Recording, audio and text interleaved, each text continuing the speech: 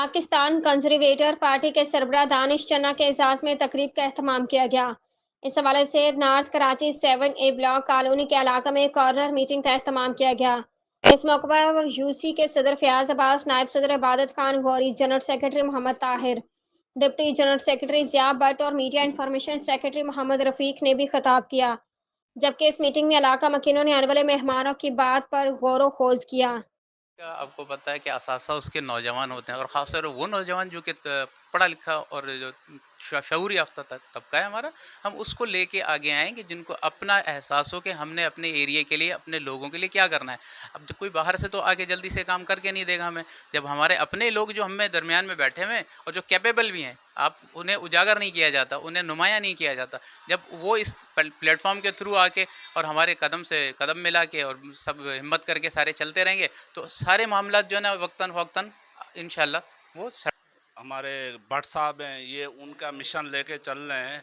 बाकी यहाँ हमारी जो इलाके के लोग हैं, नौजवान हैं, ये चश्मदीद गवाह हैं। इनका कोई भी मसला होता है या कोई भी मसाइल होते हैं, हमारे फयाज़ भाई के पास आते हैं या भट्ट साहब के पास आते हैं। दिन हो या रात हो, ये उनके साथ खड़े हुए हैं। इंशाल्लाह अब मैं भी इनसे अपील करता हूँ कि हमारे इलाके के जो मसले मसाइल हैं, दानिश चन्ना के सबको लेकर चलें, और हम किसी भी सियासी पार्टी से मुखालफत नहीं चाहते। सबके साथ मिलकर हम कदम मिलकर चलना चाहते हैं, लेकिन बराबरी की बुनियाद पे दब के काम करना नहीं चाहते। सबके साथ मिलकर काम करना चाहते हैं, बराबरी के हुकूक को मिलकर काम करना चाहते हैं, और हम अपने नौजवानों को तालीम के मेयार में आगे देखना चाहते हैं।